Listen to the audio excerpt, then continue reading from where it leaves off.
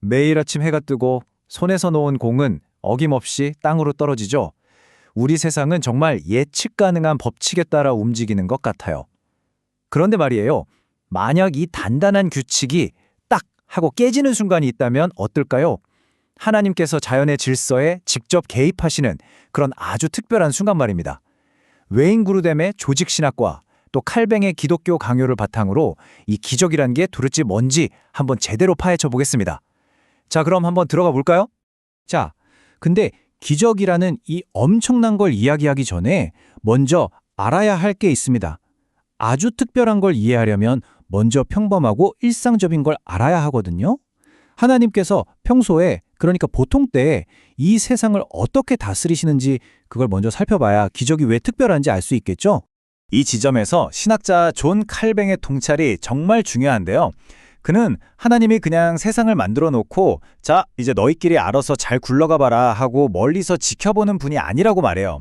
그게 아니라 지금 이 순간에도 세상의 아주 작은 부분 하나하나까지 적극적으로 붙들고 또 당신의 뜻대로 이끌어 가신다고 강조하죠. 네, 바로 이 생각이 오늘 우리가 나눌 이야기의 가장 중요한 기초가 됩니다. 신학자 웨인 구르뎀은 하나님이 이렇게 일상적으로 세상을 다스리시는 걸 섭리라고 정의합니다. 섭리라는 말이 조금 어렵게 들릴 수도 있는데 쉽게 말해서 하나님이 세상을 그냥 내버려 두지 않고 계속해서 돌보시는 모든 활동을 가리키는 거예요. 이 섭리는 크게 세 가지 중요한 요소로 이루어져 있습니다. 첫째는 보존이에요. 우리가 지금 존재하는 거, 이 세상이 이 모습 그대로 유지되는 것 자체가 하나님의 능력 덕분이라는 뜻이죠. 둘째는 동시적 작용인데요. 이건 좀 신비로운 개념이에요. 우리가 무언가를 할 때 그 행동 속에서 하나님도 함께 일하시면서 당신의 뜻을 이루어 가신다는 거죠. 그리고 마지막, 통치. 이건 이 모든 과정이 결국 하나님의 크고 궁극적인 계획과 목적을 향해서 가도록 방향을 딱 잡아주신다는 의미입니다. 이게 바로 하나님이 세상을 다스리시는 보통의 방식, 즉 섭리입니다. 자, 그럼 이제 진짜 본론으로 들어가 보죠. 하나님이 이렇게 일관된 법칙, 그러니까 섭리를 통해 세상을 다스리신다면 과연 이 패턴을 벗어나는 일도 있을까요? 바로 이 질문이 오늘 이야기의 핵심입니다. 하나님은 늘 정해진 규칙대로만 움직이시는 걸까요? 아니면 때로는 그 규칙을 뛰어넘어서 우리를 깜짝 놀라게 하시는 걸까요? 구르뎀은 바로 이런 비범한 사건의 기적이라고 정의합니다. 말 그대로 하나님의 일상적인 통치 방식인 섭리의 예외라고 할 수 있죠. 자연의 원인과 결과만으로는 도저히 설명할 수 없는 하나님만의 아주 특별한 행동인 겁니다. 이 슬라이드를 보시면 두 개념의 차이가 확 와닿으실 거예요. 섭리가 잘 짜인 소설의 배경 규칙 같은 거라면 기적은 그 소설을 쓴 작가가 갑자기 이 부분은 내가 직접 들어가서 좀 손을 봐야겠어 하면서 이야기 속에 직접 등장하는 것과 같아요. 둘 다 작가, 즉 하나님의 행동이지만 그 방식이 완전히 다른 거죠. 아니 근데 하나님은 왜 굳이 이런 특별한 방법을 쓰시는 걸까요? 그냥 우리를 깜짝 놀라게 하려고? 아니요, 절대 그렇지 않습니다. 성경을 보면 기적에는 아주 분명하고 중요한 목적들이 있어요.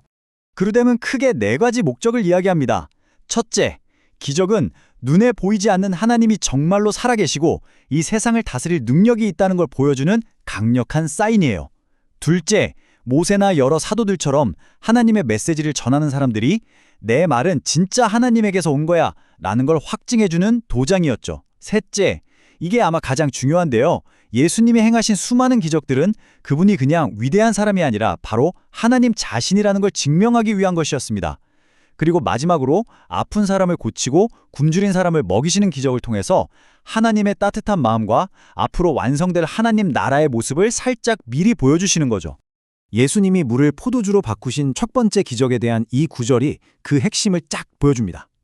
이 기적이 그냥 잔칫집의 곤란한 상황을 해결해 주려고만 한 게 아니었어요. 진짜 목적은 그의 영광을 나타내는 것, 즉 예수님이 도대체 누구신지를 분명히 보여주는 데 있었던 겁니다. 자, 이제 아마 많은 분들이 머릿속에 이 지문을 떠올리고 계실 겁니다. 그래, 알겠다. 성경 시대에는 기적이 있었지.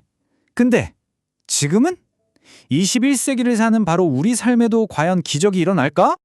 구르뎀의 대답은 아주 명쾌합니다. 네, 일어납니다. 성경 어디를 봐도 기적이 사도시대에 끝났다고 말하는 구절은 없거든요. 하나님은 어제나 오늘이나 똑같은 분이시고 당신의 뜻에 따라서 지금도 초자연적으로 일하실 수 있습니다. 하지만요, 이 주제에 대해서는 정말 중요한 균형 감각이 필요해요.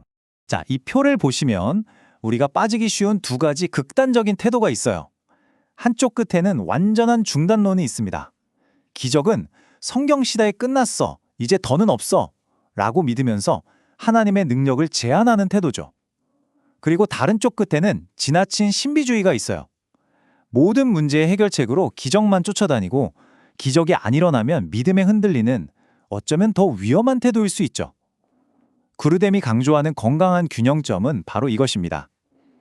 하나님은 지금도 기적을 해나실 수 있음을 굳게 믿고 기도하되 우리의 신앙의 뿌리는 기적이 아니라 변치 않는 하나님의 말씀과 복음 위에 두어야 한다는 것. 바로 이겁니다. 자, 그럼 이제 이 모든 신학적인 이야기들을 우리의 삶으로 한번 가져와 볼까요?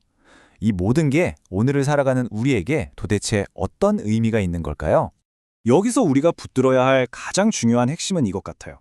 기적은 그 자체가 최종 목적지가 아니라는 것. 기적은 마치 달을 가리키는 손가락과 같아요. 기적이라는 놀라운 손가락은 우리에게 하나님의 살아계심과 그분의 능력을 가리켜 보여주지만 우리가 궁극적으로 바라봐야 할 것은 손가락이 아니라 그 손가락이 가리키는 달, 바로 예수 그리스도와 그분의 말씀, 즉 복음이라는 거죠. 오늘 내용을 마무리하면서 이 질문을 여러분께 한번 드리고 싶습니다. 이 세상을 한결같이 신실하게 다스리시는 하나님의 섭리와 동시에 우리의 모든 상상을 뛰어넘는 방식으로 역사하실 수 있는 기적의 하나님을 우리가 함께 믿는다면 우리의 기도 생활, 우리의 소망, 그리고 우리가 어려운 일을 마주하는 태도는 어떻게 달라질 수 있을까요? 이것이야말로 섭리와 기적에 대한 가르침이 오늘 우리에게 던지는 진짜 깊은 울림이 아닐까 생각합니다.